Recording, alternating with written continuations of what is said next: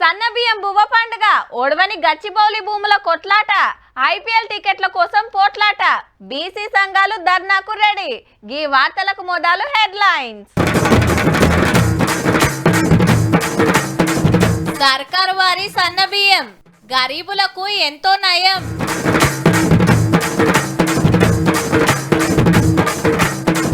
యూనివర్సిటీది కాదట ఈ భూమి, సర్కారేనట 400 ఎకరాల ఆసామి.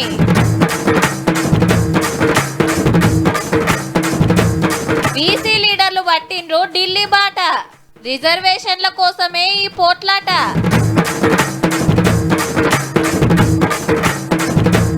స్టేడియంలో ఐపీఎల్ టికెట్ల ఫైట్, రేపు తేల్తది ఎవలదో రైట్.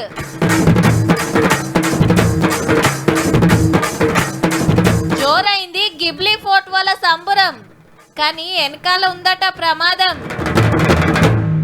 అక్క ఎట్లున్నాయే, దుఃఖంలో కొన్నట్టే ఉన్నాయా? వండి చూసినవా లేదా?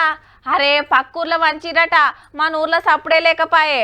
పట్నంలో మా బిడ్డోళ్ళకి ఇచ్చిరట, మంచిగానే ఉన్నాయని ఫోన్ చేసి చెప్పింది. అబ్బా ఈ నెల కాంచెలి గా పైక మిగిలినట్టే. గివ్వే కిరాణం సామాన్కో పోరల బడి ఫీజుకో మలిపితే అయిపాయే. పల్లెకెళ్ళి పట్నం దాకా అందరిది ఇదే మాట ఇయ్యాల.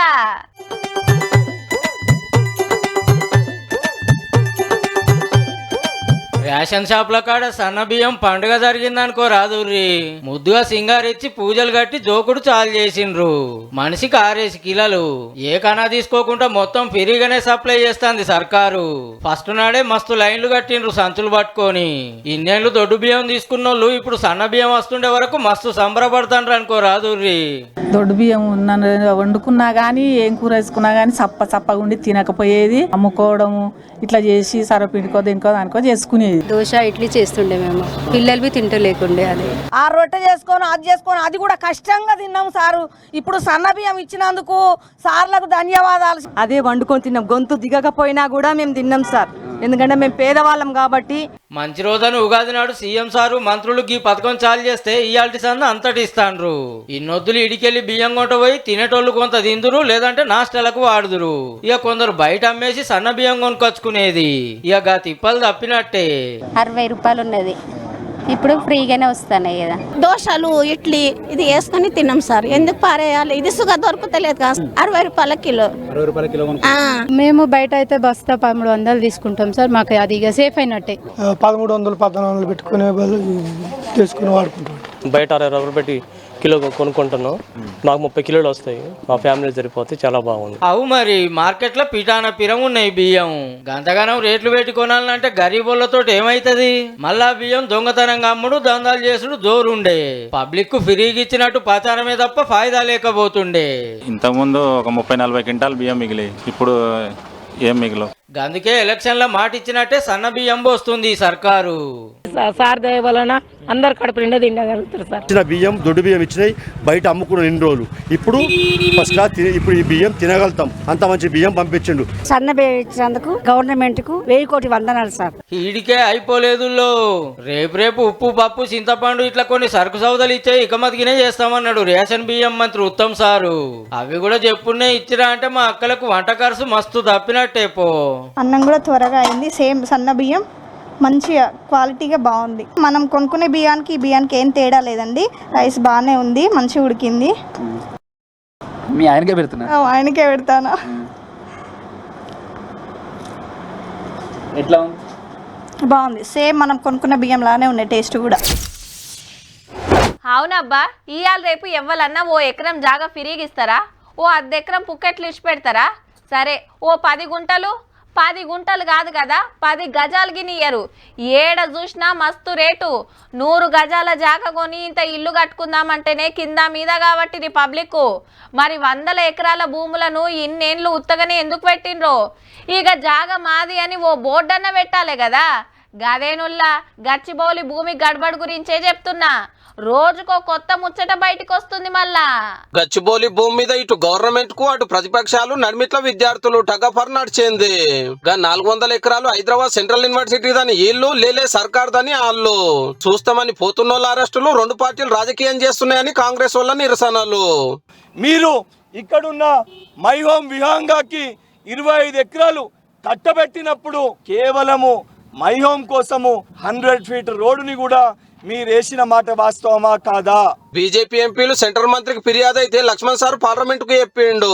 యూనివర్సిటీకి ఈ 2400-500 ఎకరాలు తక్షణమే యూనివర్సిటీకి నోటిఫై చేయాలి. టిఆర్ఎస్ ప్రభుత్వం 10 ఏళ్లలో ఇటువంటి భూములు ఎన్నో అమ్ముకున్నారు. ఈ భూమి కూడా అమ్ముకుంటందుకు సిద్ధమైంది. అందుకే దాన్ని నోటిఫై చేయలేదు యూనివర్సిటీ. ఇంకో దిక్కు జేసీబీల పని జేసీబీలు చేస్తూనే ఉన్నాయి ఇరాం లేకుండా.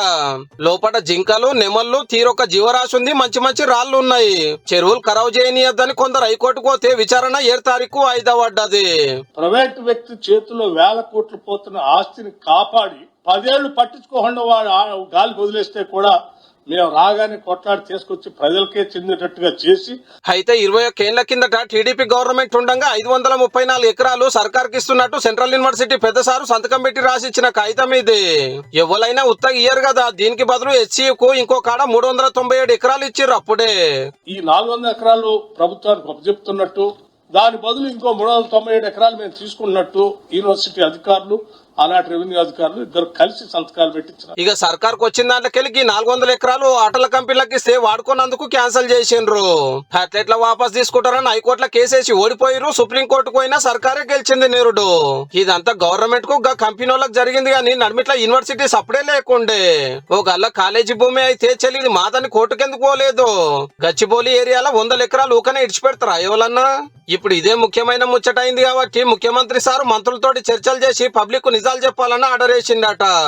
ఈ 400 ఎకరాలు కొట్టేయటం ఆనాడు సాధ్యపడక ఇది పేదోడి ఆస్తిని పేదోడికి చెందటం కోసం తీసుకొచ్చారని దాన్ని డైజెషన్ చేసుకోలేక దీన్ని వక్ర మార్గంలో తిప్పుతాం. అరే మామ, ఆన్లైన్లో అస్సలు దొరుకుతలేవు. అప్పుడే అయిపోయినాయట. ఆడికి పోతేనేమో ఇంత పొడుగు లైన్ ఉంది. తెలిసిన వాళ్ళు ఉన్నారంటివి కదరా, ఓ 2 ఇప్పియ రాదు? నీ అవ్వ, మనకంటే పక్క గల్లోళ్ళు నయం ఉన్నారా. పటారాతోటి 10 పట్టుకొచ్చిండ్రు. గల్లీలో ఇజ్జత్ వాయే. ఏ టీవీలో ఎవరైనా చూస్తారా? గ్రౌండ్ పోయి సీటీలు కొట్టుకుంటా చూస్తే ఓ రేంజ్ ఉంటుంది. టికెట్ల కోసం 5 రోజులు గిట్లున్నాయి అబ్బా. ఫ్యాన్స్ తనలాట ఇట్లుంటే గీల కొట్లాటేమో గిట్లుంది. ఉప్పల్ స్టేడియంలో పాసల పంచాయతీ నడుస్తుంది. అట్లాని ఫ్యాన్స్ గాదుల్లో స్టేడియం గుత్తకిచ్చిన హైదరాబాద్ క్రికెట్ సంఘానికి హైదరాబాద్ టీం పేరుతో ఆడుతున్న సన్ రైజర్స్ ఓనర్లకు అగ్రిమెంట్ ప్రకారం ఐపీఎల్ మ్యాచ్ ఎప్పుడు ఆడినా ₹1,00,000 కిరాయి కట్టి ఫ్రీగా 3,900 పాసులు ఇవ్వాలి హెచ్సిఏకు. అందులో ₹750 టికెట్ల కంచి 20,000 దానుకుంటాయి. గవన్నీ చాలతలేవు, ఇంకిన్ని కావాలని బెదిరిస్తాండ్రు. గిట్లయితే మేము హైదరాబాద్ లో ఉండం, వెళ్ళిపోతామని మొన్న ఉత్తరం రాసిండ్రు తమిళనాడు సన్ రైజర్స్ వాళ్ళు. అంతా జూటాలు ఇచ్చినవి చాలకుంటే పైసల కమ్మాలని అడిగితే పుక్కట్ల టికెట్లు అడిగినట్టు బదనాం చేస్తుండ్రని ఇటుకెళ్ళి మన క్రికెట్ సంఘం. మీదే తొండాట అంటే మీదే తొండాట అని వీళ్ళు వాళ్ళు మీడియా మైదానంలో కీసులాడుతుండే వరకు ఇదెక్కడి కథరు. గిట్ల అయితే హైదరాబాద్ పతారా తగ్గేటట్టుందని థర్డ్ ఎంపైర్ కింద సీఎం రేవంత్ రెడ్డి సార్ దిగిండు. ఎంబటే ఎంక్వైరీ కార్డు వేసిండు ఎవరు తప్పో తేలుస్తానికి. నడుమిట్లకు సర్కారు వచ్చే వరకు సప్పుడుగా అంటే ఊకొని మాట్లాడుకుందామని హెచ్సిఏ పిలుస్తుంది సన్ రైజర్స్ ను. ఇక ఇప్పుడు ఏమైతుందో గానీ మీరే లోలి పెట్టుకుంటే ఇక పబ్లిక్ ఏడా దొరుకుతాయి అబ్బా. ఓ దిక్కు హైదరాబాద్ టీం మునుంబెట్టి 2 మ్యాచ్లు ఓడిపోయి ఫ్యాన్స్ అంతా పరిశాన్లు ఉంటే ఎక్స్ట్రా ప్లేయర్ల లెక్క నడుమిట్ల మీదోటి ఏదన్నా ఉంటే లోపల చూసుకోర్రి. మైదానంలోకి వచ్చి నవ్వేటోని ముంగట జారి పడకుర్రి జరా.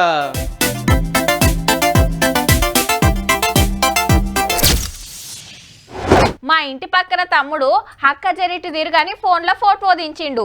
ఎందుకు తమ్మి అని అడిగితే ఆగక్క అని జరసేపటికి ఇంకేదో ఫోటో చూపించిండు.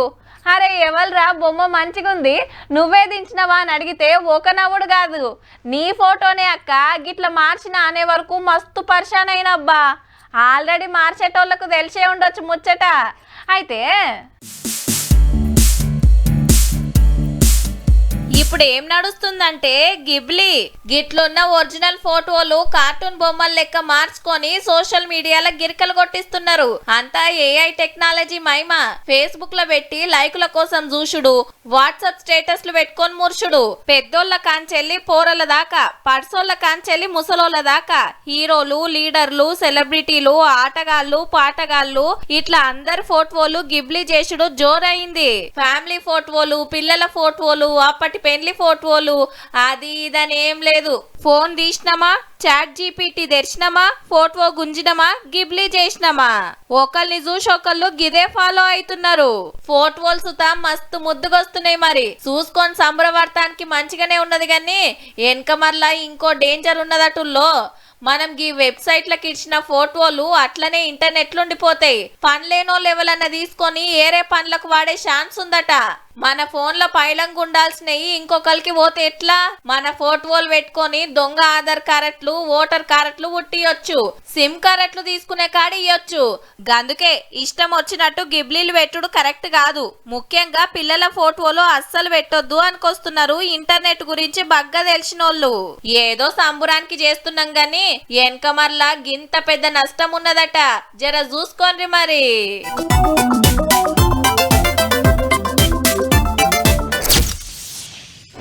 సర్పంచ్ ఓట్ల కాంచెలి ఎమ్మెల్యే ఓట్ల దాకా ఏ ఎన్నికొచ్చినా గెలుపు కాడ ముంగట పడేది బీసీలే. వాళ్ళ ఓట్లు ఎవ్వరికి ఎక్కువ పడితే వాళ్ళే గెలుస్తారు పక్క. బలం బలగం పెద్దది మరి. గందుకే ఏ ఎన్నికొచ్చినా బీసీల మీద వరాలు కుమ్మరిస్తుంటాయి అన్ని పార్టీలు. చెల్ ఇంకా ఎన్నేళ్ళని మేము ఓట్లేసే మిషన్ల లెక్కనే ఉండాలి, ఓట్లు మాయి సీట్లు మీక ఇక నడవదు అని జంగుకు తయారైన బీసీ సంఘాలు.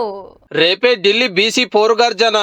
12 బీసీల సంఘాల మేధావులు, ప్రొఫెసర్లు, అన్ని పార్టీల లీడర్లతోటి మహాధరణ ఏబోతున్నాయి జంతర్ మంతర్ కాడ. తెలంగాణకెళ్ళి 1500 మంది బీసీలు రైలు ఎక్కితే ఏరే రాష్ట్రాలకెళ్ళి కూడా బగ్గనే వస్తురట. Congress, BRS, TDP, YCP, DMK, Anna DMK, NCP, SP, RJD ఇట్లా 28 పార్టీల లీడర్లు వచ్చి మతిస్తారట మనోళ్ళ ధర్నాకు.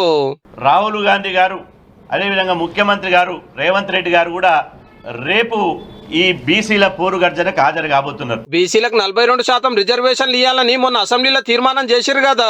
గది అమల్లోకి రావాలంటే పార్లమెంట్ లో కూడా బిల్లు పాస్ చేయాలి. సెంటర్ వాళ్ళకి ఎన్ని మాటలు చెప్పినా ఇంటలేరని గీ లడాయి అందుకురు అన్నట్టు. గమ్మత్ ఏందంటే బీసీ బిల్లుకు అసెంబ్లీలో బీజేపీకి సపోర్ట్ చేసింది. మరి తెలంగాణ రాష్ట్రంలో బిల్లుకు మద్దతు తెలిపినప్పుడు అదే జాతీయ పార్టీ అయినటువంటి బీజేపీ మరి పార్లమెంట్ లో ఎందుకు మద్దతు తెలుపదు? అంటే ఢిల్లీలో ఒక నిర్ణయం, గల్లీలో ఒక నిర్ణయం బీజేపీ పార్టీ తీసుకుంటుందా? ఆల్రెడీ పార్లమెంట్ నడుస్తున్నది కాబట్టి మన బీసీ బిల్లును పాస్ చేస్తే తెలంగాణ బీసీలకు చెప్పున రిజర్వేషన్లు పెరిగి మస్తు ఫాయిదా అవుతుంది అన్నట్టు. ఇయాల్టికైతే గింతే. ధర్నా ఎట్లా నడిచింది, ఎవలో వచ్చింది రేపు చెప్పుకుందాం వివరంగా.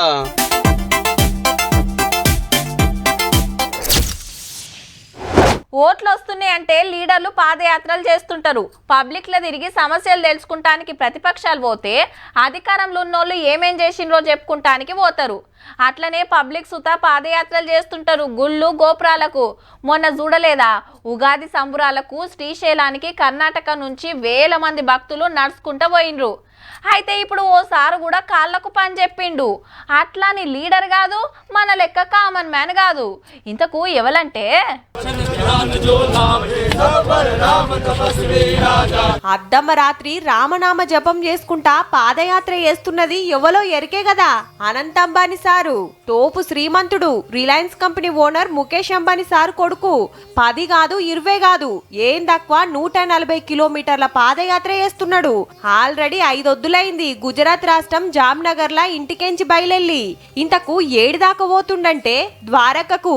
हमें हमना पदयात्रा में 5 दिवस थी, 4 दिवस में पूछी जसो. ఈ 10వ తారీఖు సారు పుట్టినరోజు. గా దినం శ్రీకృష్ణుని దర్శించుకోవాలని కాయిషు. అది సుత పాదయాత్రకు వస్తాని గిట్ల మొక్కుకున్నాడట.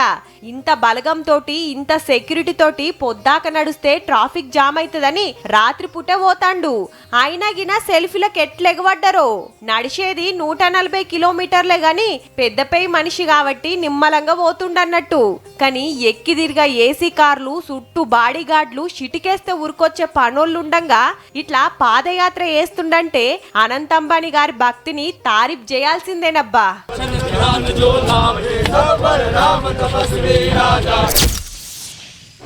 కాలువలు దవ్వుతానికి, తోవ పక్కకున్న చెట్లు చెదారం సాగు చేస్తానికి, పెద్ద పెద్ద గుంతలు తీస్తానికి, షెర్ల పూడిక తీస్తానికి, ట్రాక్టర్లు లారీలకు ఉష్క నింపుతానికి ఇట్లా ఒకటా రెండా జేసీబీలతోని బొచ్చెడు పనులు అవుతాయి.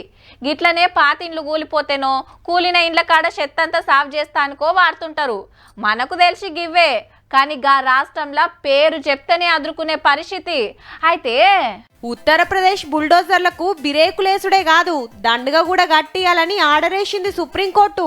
దానికి గిన 45 రోజుల టైము. యోగి సర్కారు ఎందరిండ్లను గూలగొట్టిందో అందరికి 15 లక్షలు ఇయ్యాల్సిందే. ప్రయాగ్రాజ్ లా రూల్స్ తప్పి ఇండ్లు కట్టిండ్రని ఓ లాయరు, ప్రొఫెసరు ఇంకా కొందరు ఇండ్ల మీదకి బుల్డోజర్ ఎక్కిస్తే వాళ్ళు దేశం పెద్ద కొట్టుకుపోయినరు. చల్ గిదేం న్యాయం? పర్మిషన్ ఇచ్చినోళ్ళ నిడిషబెట్టి మందిండ్లను గూల్చుడైందని గట్టిగానే అరుచుకుంది గవర్నమెంట్ ను. ఆడ బుల్డోజర్ల జోరు అట్లున్నది. మళ్ళా భూములు కబ్జా పెట్టినా, లంగ పనులు చేసినా, నేరాలు ఘోరాలు చేసినా, గ్యాంగ్స్టర్లు గడబడి చేసినా ఎంబడే బండూరుకొస్తుంది. ఇవన్నీ ఒగెత్తైతే రూల్స్ సెక్షన్లని పబ్లిక్ ను పరిశాన్ చేసుడు ఒగెత్తు. ఇడిసబెడితే ఇంకెందరిని ఆగం చేస్తారో అని ఓ మలక జోబిడిచిపెట్టిందన్నట్టు కోర్టు. ఈ ముచ్చట ఇట్లుంటే నాకు పాలిటిక్స్ ఫుల్ టైం కాదు, నేనొక యోగిని అనుకొచ్చిండు సీఎం సారు. బీజేపీ పెద్దలతోటి పురిగాలుస్తలేదని ప్రచారం అవుతున్నాయి. అలా గిట్ల అన్నాడు. మరి ఇప్పుడు ఊర్లల నుంచి పట్టణానికి జిల్లా సెంటర్లకు బొచ్చడు మంది బతుకొస్తారు. అంతకంటే మొదలే కొందరు వచ్చి పని చూసుకొని పోతే ఇంకొందరేమో వచ్చినాక పని చూసుకొని ఎక్కుతారు. ఇక బతకబోయిన ఊర్ల దిగుడుతోనే మొదలు చేసే పని ఓ ఇల్లు కిరాయికి తీసుకుంటారు.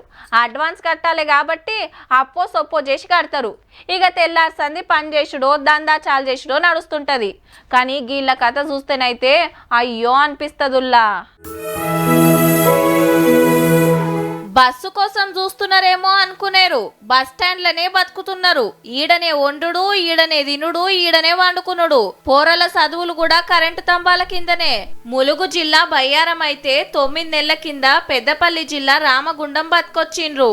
ఇంటికి రాయి గట్టలేక 2 ఆల్మొగలు 2 పిల్లలు అక్కోళ్ళ అమ్మ అందరు కలిసి ముబారక్ నగర్ లా ఆడకం లేని బస్ స్టాండ్లు ఉంటుండ్రు.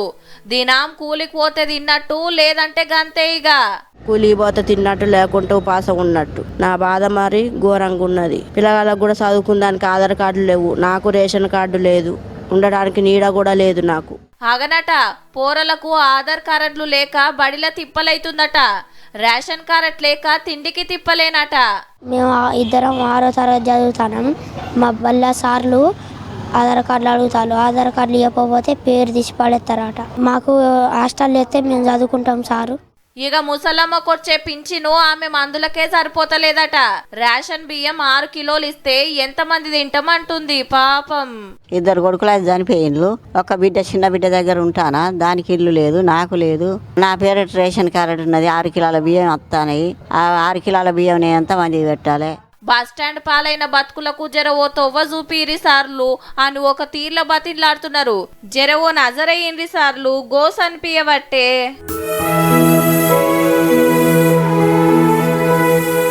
చూసిండ్రు కదా, ఇక ఇయాల్టి తీన్మార్ వార్తలు ఉంటామల్లా. నమస్తే.